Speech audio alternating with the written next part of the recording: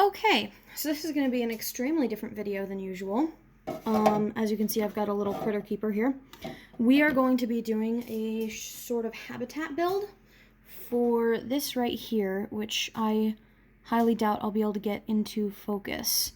But that right there, well, there you go, is a baby jumping spider that I caught today. So we're going to be making it a habitat. It is so teeny tiny that it will most definitely be able to fit through this, through the bars here. 1000% definitely can fit. So I've got this to try and mitigate that, but I'm pretty sure that it's small enough that it can fit through this, which, you know, means it's probably not going to stay in here. That being said, I've seen like 8 or 9 baby jumping spiders today. So in a few weeks, there should be a ton of adults ripe for the catching. So if this one escapes, we'll catch another one to put in here instead. So I've got all the things that I need for making the habitat. I've got some recycled potting mix. It's very dry, and you can see that the fertilizer has already been used. That's what those little yellow crumpled beads are. And then the white is not actually fertilizer. It's called perlite. It's just a, it's actually a kind of rock, I think, if I remember correctly. Where it's, no, it's not rock, but it's full of air pockets that make it very easy to crunch. At least I don't think it's a rock. I can't remember. I learned this, but it's, you know, what the perlite's made of is not as important as what the perlite does. It just helps hold water and create air pockets in the soil so that plants grow easier. So we're going to be using that as the soil mix. It's recycled, meaning I've used it for other plants before, and instead of throwing it out afterward and wasting it, I kept it. Then I've got some rocks, and this one's actually really awesome. The pattern here is what makes it a Petoskey stone. This is only found in this area of Michigan.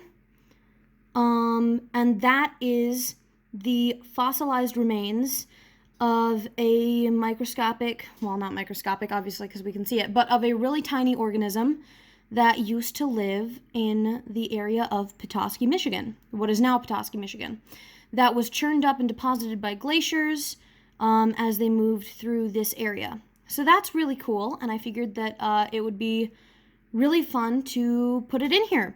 You're not allowed to take these from the beaches, and we didn't. We purchased gravel from a local gravel mine for outside our house, and they happened to have a bunch of these in it because just like the gravel was deposited there by glaciers, so were these. So I did not steal this.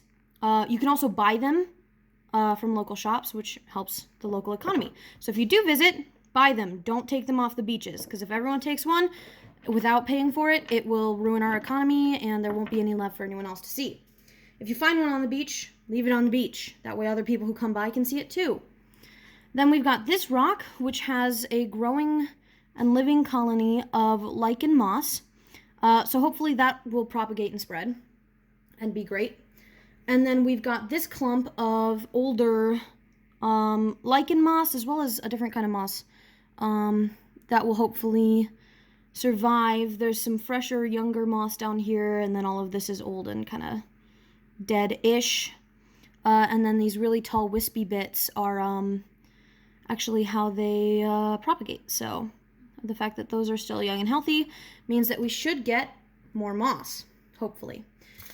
I've also got chia seeds that I'm going to put a little bit down and see if we can get those to grow and keep them growing, because that could look really cool. And that's pretty much it. Yeah, that's what we've got. And we've got a spray bottle for water. And I meant to get like a lid or something that I can put in here with tissue paper in it as a water source, but I don't have anything like that with me right now. So that'll just be something I add later, and if I do an update video for our little jumping spider friend, then you guys will see it then. But, yeah, teeny tiny little spider guy who's super adorable. and was a pain in the butt to catch. They are very difficult to catch. So I don't think we're going to need all of this potting mix, but we will get a nice coating on the bottom. That should be more than enough, and that's only like half of what was in the cup. Because jumping spiders don't really burrow, so I'm not really, you know, this substrate isn't for him. This substrate is for the plants that are going to be in here. And I don't want it to be flat, so we're going to push up a little mound in the corner to try and give it a little bit of shape.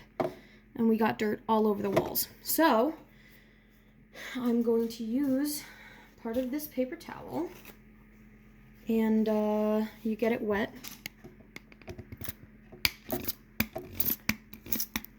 Just like that. Just get it a little bit damp, not like soaking wet. And then you rub it along the walls, and it grabs all of the dirt, just like that. So I'm going to finish doing that off camera because it's really hard to work around the camera, just because of the position, and because I have relatively big hands, and this is a incredibly small critter keeper. I went to PetSmart as soon as I caught the little guy because I was like, I need a cage for it. And they were selling these, which are actually surprisingly cheap. So if you have a little insect that you want to keep, these would also work really well for praying mantises, larger spiders, and stuff like that. Then we're just going to mist the whole thing because this soil is really dry, and we're going to get it very wet because the soil needs it. And obviously, having it super wet like this is not viable for the little jumping spider because all the walls are covered in droplets of water that are big enough to kill it. So what we're going to do is take another part of this paper towel to dry off the sides, not the bottom, but just the sides, because we don't want those huge droplets on there to hurt the little jumping spider. So yeah. And it's okay for it to be moist. We want it to be moist because that's the kind of environment insects like. We just don't want super large beads of water that, you know, could hurt him. And down around the edges, like close to the soil, you can see that there's still some pretty big droplets, but I'm not worried about that because the soil will soak it up and the plants will also kind of take it in. And you can see if we look at the bottom, well, there's no way for me to position that so that you can see it without dumping the soil. But through the bottom, you can see that it's still very dry. And for that reason, I'm going to open the spray bottle, which makes it a stronger spray, to try and get more direct water down on the soil to try and help. Man, this spray bottle's being a pain in the butt.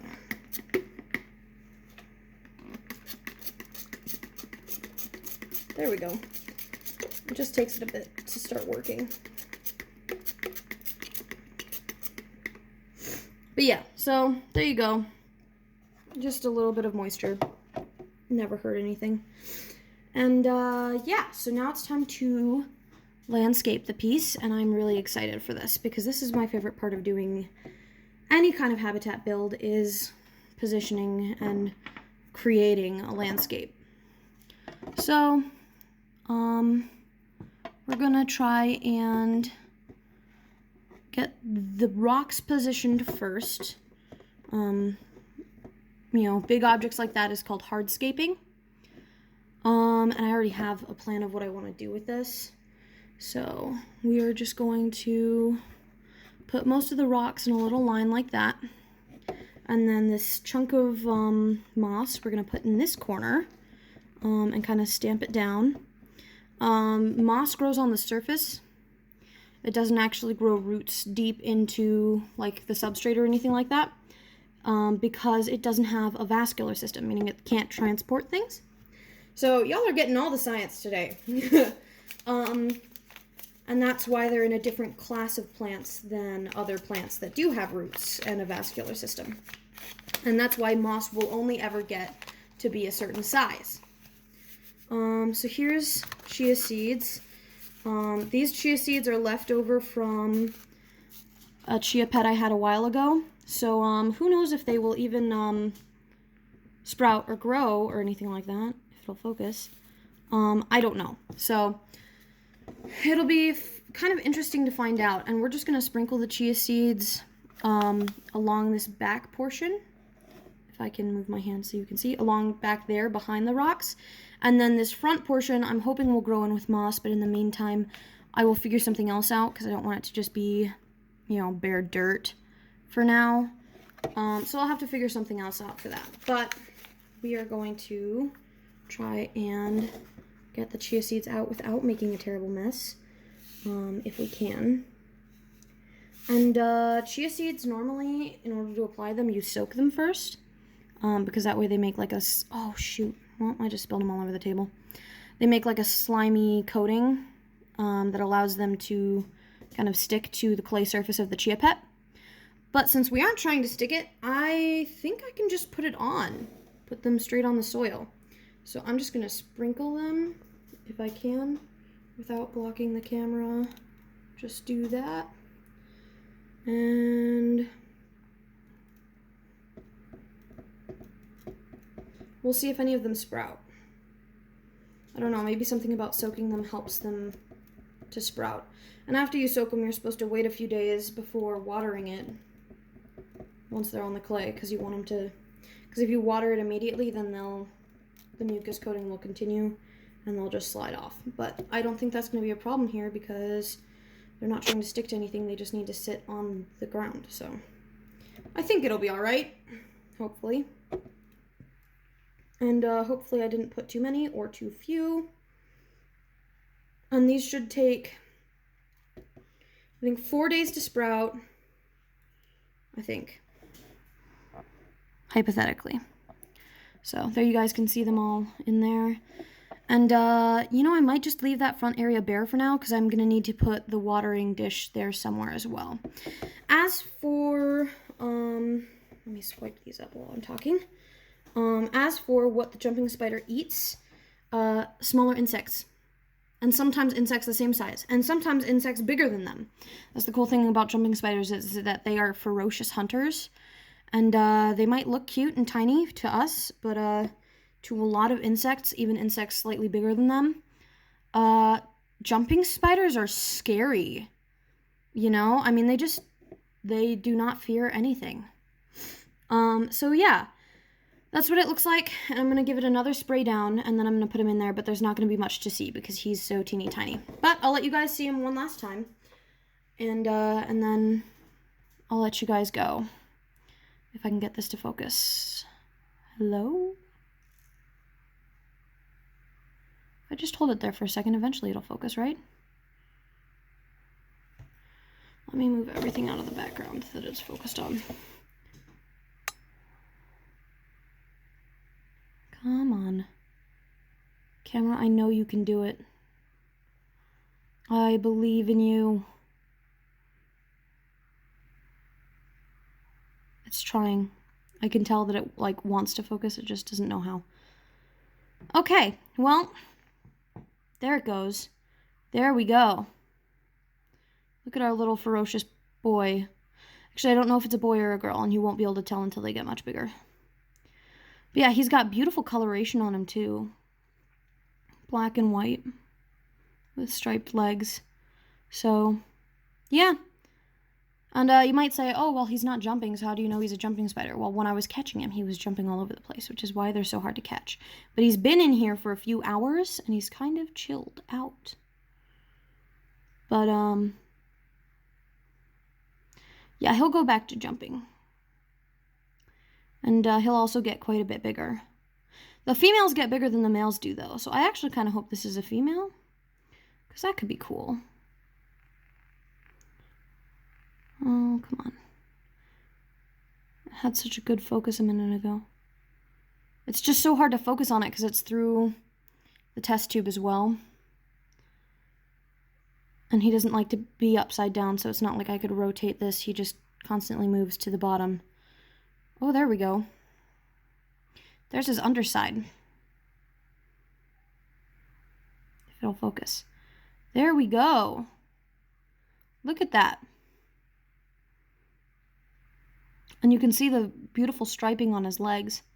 So I'm not an expert on jumping spiders by any means, and I know that there's a name for each of the different like colorations. I have no idea what this coloration is called. But yeah, so leave name suggestions in the comments down below, and I will do an update as to whether he's still here or has escaped. Just kind of the next time I check on him, because I don't want to freak him out by checking on him too much. But yeah, I hope you guys enjoyed the video, and I hope that this works. And if it doesn't, we'll catch another jumping spider in the future, I'm sure. So, thanks again, and have a great day.